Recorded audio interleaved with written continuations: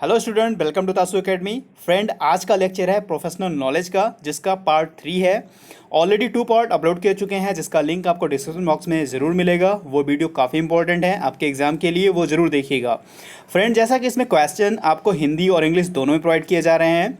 वैसे अधिकतर क्वेश्चन की जो लैंग्वेज होगी वो इंग्लिश होगी, बट एक्सप्लेनेशन हिंदी में होगा। फ्रेंड, अगर आज आप चैनल पर नए हैं तो चैनल को सब्सक्राइब जरूर करिएगा, बेल आइकन दबाना ना भूलिएगा, वीडियो को लाइक करिएगा, अपने दोस्तों के साथ शेयर करिएगा, कमेंट करके बताइएगा वीडियो कैसा लगा। चलिए शुरू करते हैं वीडियो। और आप लोग भी इसका क्वेश्चन पढ़िए और आंसर कमेंट बॉक्स में देने का पूरा प्रयास करिए, जिससे आपको ये पता हो कि इसका आंसर क्या होगा, इससे रिलेट और क्या फैक्ट हो सकते हैं, वो हम आपको इस वीडियो में ज़रूर बताएंगे। पहला क्वेश्चन है फ्रेंड कि a summon issue by which court must be. कहने का मतलब है जो समन है वो किसके द्वारा या किस कोर्ट के द्वारा जारी किया जाता है। फ्रेंड, ये भी 2016 के एग्ज़ाम में आए हुए क्वेश्चन है। पहले मैं आपको सारे इंपॉर्टेंट क्वेश्चन करा रहा हूँ फ्रेंड, उसके बाद मैं आपको एक एक बैराइट से जितने भी इंपॉर्टेंट सेक्शंस हैं उससे रिलेटेड हैं वो भी मैं आपको यहाँ पे कराऊँगा। तो सबसे पहले आप कमेंट बॉक्स में इसका आंसर करें क्या हो सकता है, जिससे आपको पता होगा कि क्या आंसर इसका सही हो सकता है। तो हम बात कर रहे हैं कि summon issue by which court must be, किसके द्वारा या किस कोर्ट के द्वारा समन इशू किया जाता है। तो ये समझ लें फ्रेंड, जो मजिस्ट्रेट कोर्ट होती है उसके द्वारा जो है समन इशू किया जाता है। वैसे समन डिफेंडेंट को भी दिया जाता है, विटनेस को भी दिया जाता है। तो जब भी हमारा कोई सूट है जो वो डली इंस्टीट्यूट हो गया है, ठीक है, वो मतलब इंस्टीट्यूट हो गया, यानी वो वाद संस्थापित हो गया है, संस्थित किया जा चुका है। तो उसके बाद क्या होता है, उसके बाद उस दावे का जो मतलब डिस्प्यूट है, जो मतलब वाद है, हमारा शूट है, उसके उत्तर देने के लिए जो हमारा डिफेंडेंट है, प्रतिवादी के नाम से जो है समन दिया जाता है। ठीक है, कि वो आके अपना उसके बारे में कहें कि क्या उसको है, ये भी जान लें। और जो डेट है, ठीक है फ्रेंड, जो डेट इंस्टीट्यूट हुआ है यानी शूट जो फाइल हुआ है, उस तारीख से यानी उस दिनांक से 30 दिन के बाद का ना हो। ठीक है, तो यहाँ 30 डेज़ यहाँ टाइम पीरियड है। तो ये क्वेश्चन काफ़ी इंपॉर्टेंट है और कई बार ये क्वेश्चन एग्जाम में पूछा गया है फ्रेंड। ये सेकंड क्वेश्चन है और आप भी इसका आंसर कमेंट बॉक्स में ज़रूर करें। अ डिक्री में be executed by which court, ये भी क्वेश्चन पूछा गया है। डिक्री किस कोर्ट के द्वारा एग्जीक्यूट किया जाता है। आपका आंसर होगा जो कोर्ट होता है उसी के द्वारा डिक्री दी जाती है। चूँकि डिक्री क्या होता है, जो कोर्ट एक्सप्रेस करता है, यानी अभिव्यक्त करने वाले न्यायालय से संबंधित होता है, यानी जो कोर्ट होती है जहाँ पे शूट होता है, ठीक है, आप इसे कोरिलेट करिए, वहीं से डिक्री दी जाती है। डिक्री आपकी जो है पार्सली प्रीलिमिनरी हो सकती है और पार्सली फाइनली भी हो सकती है। अब जब डिक्री प्रारंभिक होती है, जिसको प्रीलिमिनरी बोलते हैं, तो उसमें क्या होता है कि वाद का पूर्ण रूप से तो निपटा दिया जाता है, लेकिन आगे उसमें कोई कार्रवाई करने योग्य बातें रह जाती हैं। ठीक है, तो वो हमारी प्राइमरी यानी प्रारंभिक होती है। और जब वाद निपटा दिया जाता है उसके बाद कोई शूट आगे नहीं करना है, कोई आगे उसकी प्रोसीडिंग नहीं चलनी है, तो वो डिक्री जो हमारी होती है फाइनल डिक्री होती है। और डिक्री जो है ये भी पूछा गया है, हमारा जो सीपीसी है, जिसको code of civil procedure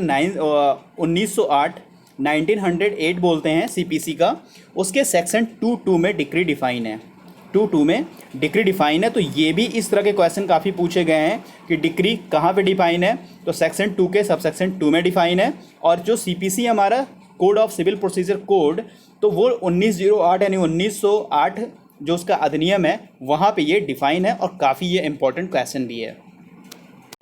guys, IDA act, industrial dispute act 1947 का है। ये इंडस्ट्रियल डिस्प्यूट एक्ट 1947 का है, जिसको औद्योगिक विवाद अधिनियम 1947 बोलते हैं। In which section define collective bargaining. ठीक है फ्रेंड, ये वर्ड है, ये टर्म है, तो ये कहाँ पे डिफाइन है, किस धारा में इसकी जिक्र है, इसका बात है। क्योंकि पर्टिकुलर ये आपको वर्ड तो नहीं मिलेगा, बट फ्रेंड इससे रिलेटेड इस धारा में यानी मेंशन है, तो उसका सेक्शन कौन सा होगा, काफ़ी बार ये भी क्वेश्चन पूछा गया है।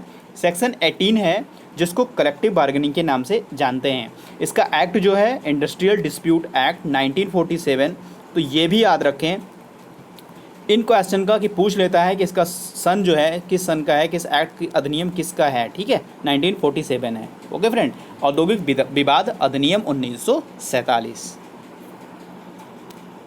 गाइस आईपीसी, जिसको इंडियन पैनल कोड बोलते हैं, 1860।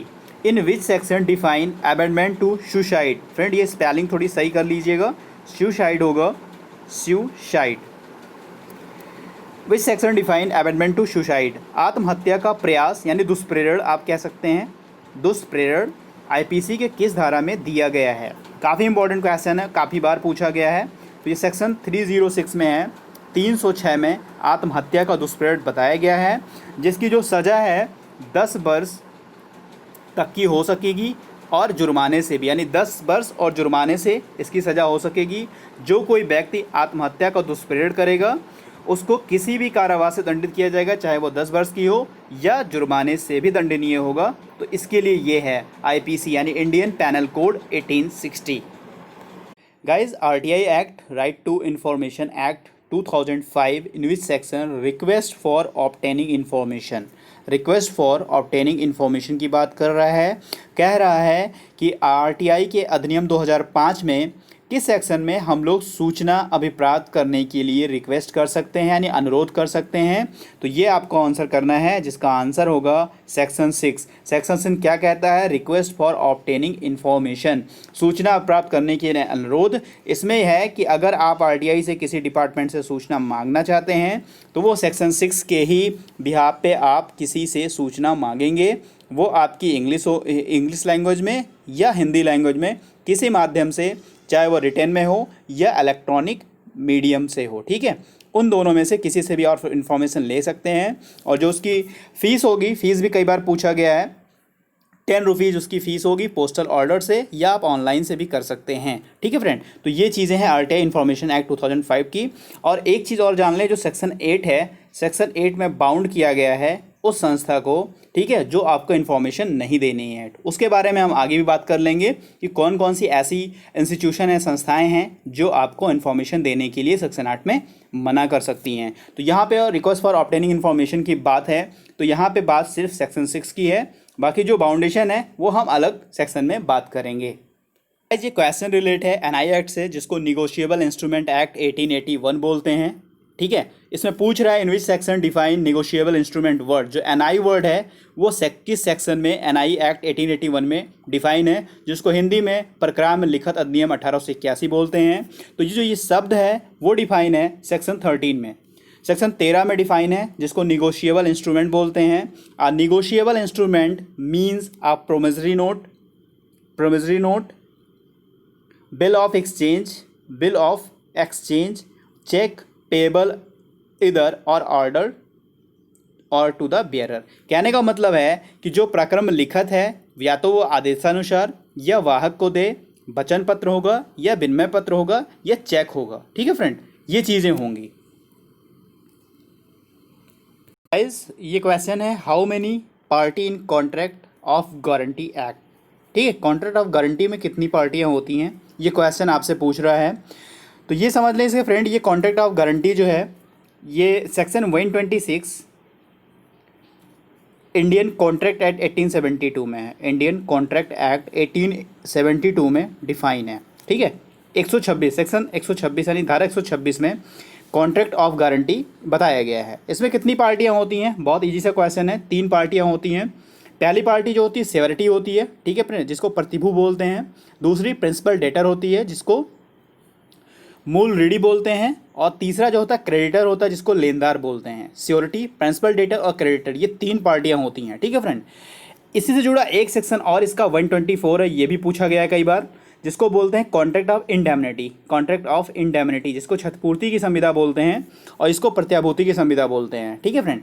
इसमें कितनी पार्टियां होती हैं? इसमें 2 पार्टियां होती हैं, ओके। तो ये दोनों सेक्शन याद रखें, काफ़ी इंपॉर्टेंट है, ठीक है। दोनों कॉन्ट्रैक्ट एक्ट के हैं, 1872 के हैं। कॉन्ट्रैक्ट ऑफ इंडेमनिटी 124 में है और कॉन्ट्रैक्ट ऑफ गारंटी 126 में है। कॉन्ट्रैक्ट ऑफ इंडेमनिटी में 2 पार्टीज होती है और कॉन्ट्रैक्ट ऑफ इंडेमनिटी में 3 पार्टियां होती हैं। गाइस बात करते हैं डॉक्ट्रिन ऑफ फ्रस्ट्रेशन की, जो डिफाइन है इंडियन कॉन्ट्रैक्ट एक्ट 1872 में। पूछ रहा है क्वेश्चन कि जो डॉक्ट्रिन ऑफ फ्रस्ट्रेशन है, जिसको बोलते हैं, वो कॉन्ट्रैक्ट एक्ट यानी संविदा अधिनियम 1872 किस धारा में डिफाइन है, ये क्वेश्चन पूछ रहा है आपसे, ठीक है। आपका आंसर क्या होगा? आंसर होगा सेक्शन 56। सेक्शन 56 को हम लोग डॉक्ट्रिन ऑफ फ्रस्ट्रेशन बोलते हैं, जो इंडियन कॉन्ट्रैक्ट एक्ट 1872 में डिफाइन है। एक्चुअली फ्रेंड, जो सेक्शन 56 कॉन्ट्रैक्ट एक्ट का है, कहता क्या है? Agreement to do impossible act. Agreement to do impossible act बोलता है, नहीं असंभव कार्य करने का करार। कहता है जो एग्रीमेंट, ऐसा एग्रीमेंट जो कार्य करने के लिए हो बट वो स्वतः आरंभता शून्य हो, असंभव हो, जिसको बोलते हैं असंभव, impossible in itself is wide. अगर वो असंभव है तो फिर वो क्या होगा? वाइड होगा। ठीक है, डॉक्ट्रिन ऑफ फ्रस्ट्रेशन बोलते हैं। तो ये कुछ इंपॉर्टेंट क्वेश्चन है जो हमने आपसे डिस्कस किया है। फ्रेंड, चैनल को सब्सक्राइब जरूर करिए क्योंकि आपका सपोर्ट मेरे लिए काफ़ी इंपॉर्टेंट है फ्रेंड। तो चलिए मिलता है नेक्स्ट वीडियो में। God bless you to all. Thank you for watching.